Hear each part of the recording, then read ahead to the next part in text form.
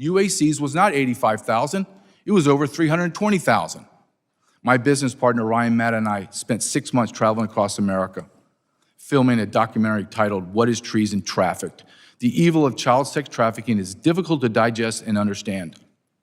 However, after conducting numerous interviews with officers, agents, and whistleblowers from every alphabet agency and department, it was made clear to us that the federal government knowingly and actively facilitated these criminal acts.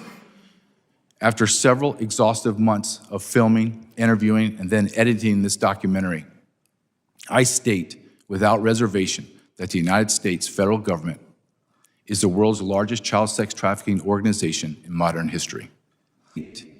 Without reservation that the United States federal government is the world's largest child sex trafficking organization in modern history.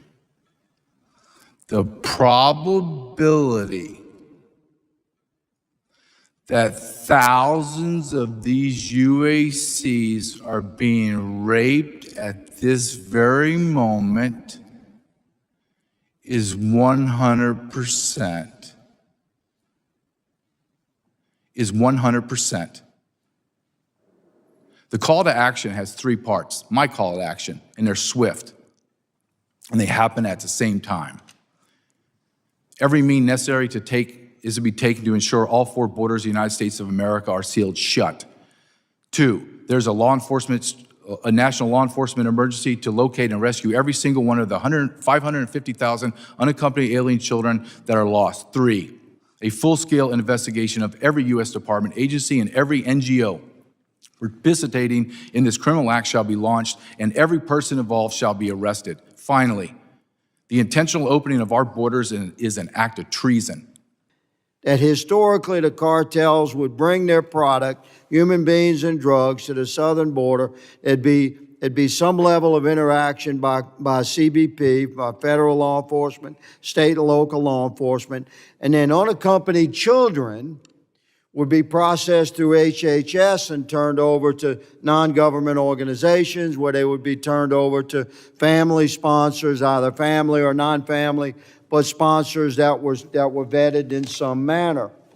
This is a memorandum of understanding that operated for a long time. It was quite significant between the Office of Refugee Resettlement and the United States Department of Health and Human Services, the beginning process by which unaccompanied children were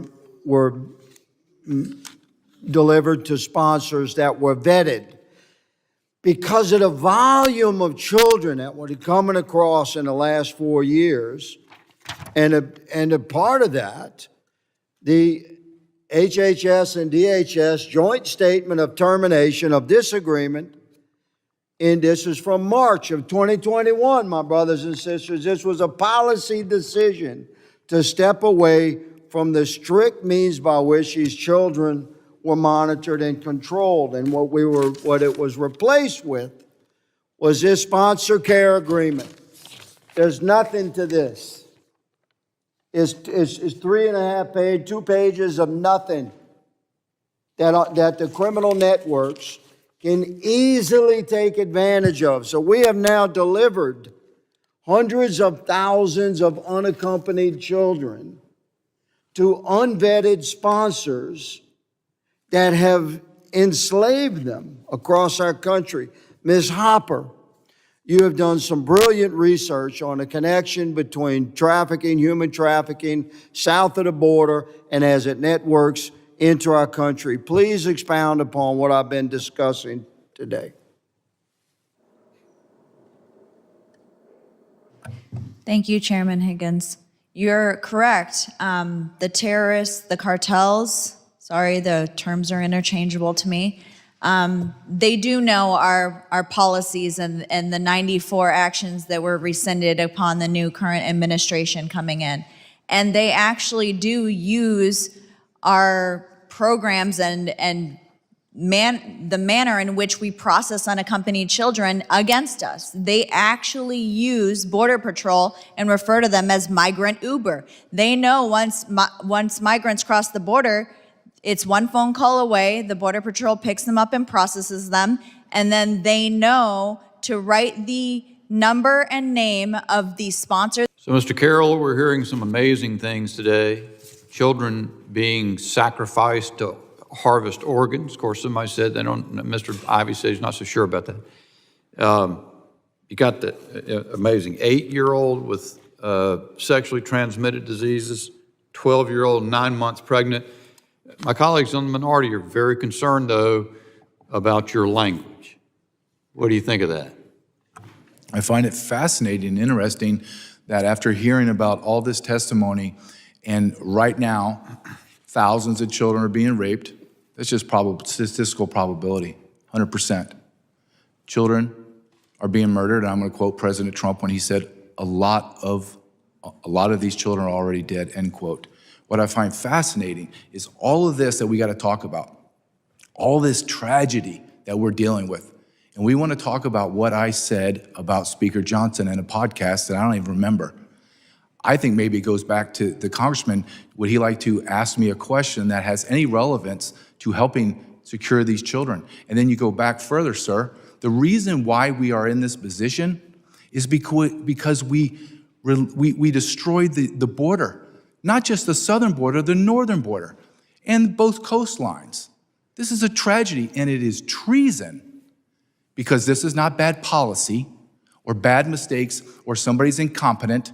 This is intentional. So when you do intentional acts against your nation, that is treason. And I'll be glad to talk about Speaker Johnson and him funding NGOs to the hilt. I would love to talk about that as well. Ms. Hopper, I sat in another briefing on this subject, and one of the witnesses there, a libertarian guy, as I recall, sort of said, these people that have all gone off grid, the people that ORR can't contact, that it's not, there's no problem. They don't want to, they sort of live, they don't want to have contact with official sources, but they're fine. I find that to be amazing, but can you respond to that? I mean, you've seen a fair number of things, it sounds like. So if American citizens can't deflect from agencies like CPS and just respond and say, oh, these children are fine, you don't need to do a home check or foster care checks or welfare checks on American citizens, and you don't take American citizens' words that the children are fine, why would you take the word of a sponsor who you don't know, don't have accurate background records, and if they are an illegal migrant, many background checks haven't been done on them. So we are handing kids over to known MS-13 members and known pedophiles. So I'm sorry, I'm not willing to take someone's word that the child is okay. Migrant, been done on them. So we are handing kids over to known MS-13 members and known pedophiles. So I'm sorry, I'm not willing to take someone's word that the child is okay. You name some of these NGOs that have specifically taken these hundreds of millions of dollars and not used it to protect these children? Catholic Charities, Lutheran Family Services, Jewish Family Services. I spoke to a gentleman that works in DHS. He actually sends the electronic fund transfers, and I asked him, sir, tell me, who are you responsible for, and how much is the largest check you cut? He said, I'm over Jewish Family Services, and I cut a check for $600 million. And I said, is that for like 3 years? And he told me, JJ, get in the game. That's 2 or 3 months, and it's renewable. That's one NGO. And I said, well, Catholic Charities is bigger than Jewish Family Services. Yes, they get the same or more. You're talking about billions upon billions of dollars given to NGOs to further the trafficking of everyone crossing the border, to include children.